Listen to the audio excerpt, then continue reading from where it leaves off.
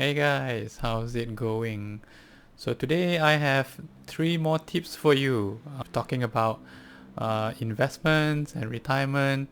If you haven't watched my video about the 3 things I discarded from my life to save more money, I think you should go check that out because it's quite interesting. I will not spoil what I said over there, so do check out the video and I hope that will be beneficial to you.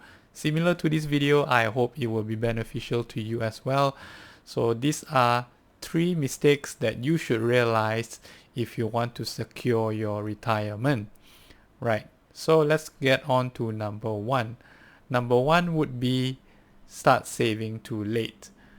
Everyone who starts saving too late will have an excuse saying that they have no money for themselves and whatnot, but instead they have money to buy crazy things like a brand new handphone or go out for Starbucks or whatnot, which I think should not be something that you consider as an excuse, right? So if you start saving early, you are not just doing yourself a big favor. Imagine just climbing a mountain. You are young, you are energetic, and you have all the energy in the world. Why would you wait until you're like 40 or 50 to start climbing the mountain? Imagine the top of the mountain is your retirement goal and you are right at the bottom. If you have energy while you're young, you should start doing that right immediately.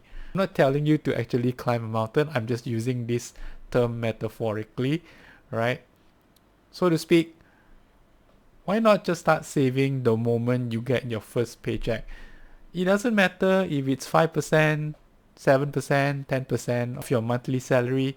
A little bit goes a long way.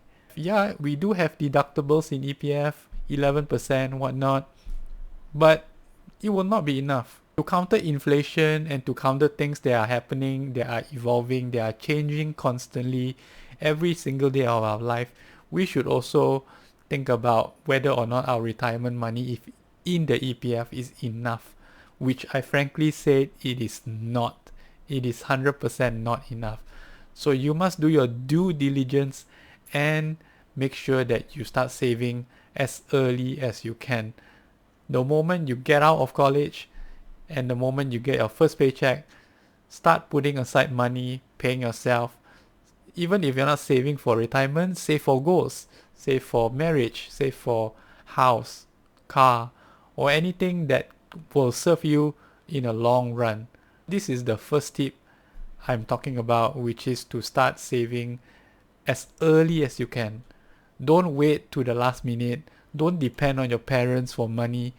You have to stand on your own feet and think about the consequence. So tip number 2 I have for you would be don't invest too conservatively. Well, learning from my mistake, right? If you watch the first few videos that I've ever created on YouTube, I only talk about 2 things: FD and robo-advisor. These are the things that I have invested for the past 2-3 years. That was pre-pandemic. That was my pre-pandemic plan. But after pandemic hits, I find that I need to diversify more. So I started delving into ETF and also a little bit of crypto.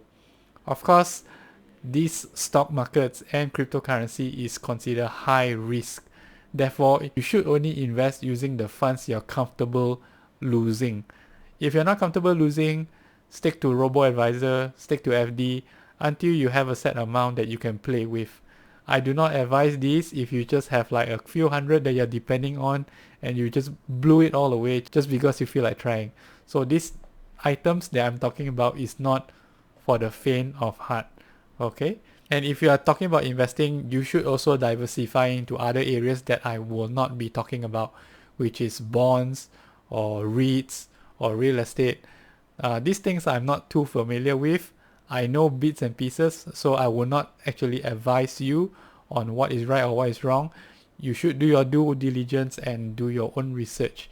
There are a lot of things to diversify to, so the important thing is you know where your basket is to put your eggs. And if you are the person who just relying on the safest side, which is FD or fixed deposit, I'm so sorry that inflation is gonna kick you in the butt, like seriously hard, right? So this year's inflation, I think we are standing at about 5 or 6%, and in the US is about 7. So this year's inflation is really kicking everybody's in the rear end really, really hard. Try not to depend purely on FD.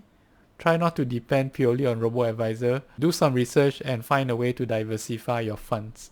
The third tip I have for you would be not to mess with your retirement fund. So in this country would be known as KWSP or EPF. So the first thing would be to mess with your minimum contribution, right? So our minimum contribution would be 11% of your monthly salary. And there are times where you can reduce it to about 7 or 9%. I think the most recent one is 9%. If I'm wrong, please correct me in the comments down below. So the mistake is, if you can survive so long with 11%, why would you ever on earth want to reduce it to 9%? Is it you want to buy like extra clothes for yourself using the extra 2%, is it? No, right? I don't think that's a wise idea. Similar to what other people have been doing, withdrawing 10k from their EPF. Some of them, okay, if let's say you're talking about emergency, yeah, that's fine. 10k might go a long way to help you and put food on your table. But I have also heard people withdrawing 10k for no reason. Some of them wants to go travel. Some of them wants to buy fashionable clothes for themselves. Some even want to use as down payment for car. And also some are used as marriage fund. Are you freaking serious? 10k from your EPF just to use it on things that are not essential? I mean, come on. If you are not wise enough to handle your fund, at least be smart enough to just leave your money in EPF. So this year's EPF dividend was announced as 6.1%. If you are the smart aleck who withdraws that 10k for non-essential purpose, you deserve to lose that money because you did a silly mistake. Just because the government says you can withdraw 10k, so you're going to withdraw 10k and enjoy yourself. So now you lose out on a few hundred. Don't blame anyone but yourself. So in conclusion, don't mess with your retirement. Don't try to minimize your contribution if you can survive with the 11%. And also don't try to withdraw any amount of money from EPF if you don't need it. And a bonus tip for you guys would be to start establishing your credit score as soon as possible. So this ties in with the first tip I given in the beginning of the video, which is to start saving early. You should also start building your credit score as early as you can. Even though credit score in Malaysia is not really highlighted or being emphasized, but it is still being used between banks, so you can use it to your advantage, especially when you're applying loans. You can use that credit score to your advantage and get the best possible rate for your upcoming hire purchase or housing loan or personal loan or whatnot. So there you go guys. I hope these tips helps you. I hope this video teaches you a thing or two. This all comes from my personal and past experience as well. So this is why I'm sharing. Do share with any of your friends and family who have just started working, so this can help them out to set them off at the right footing.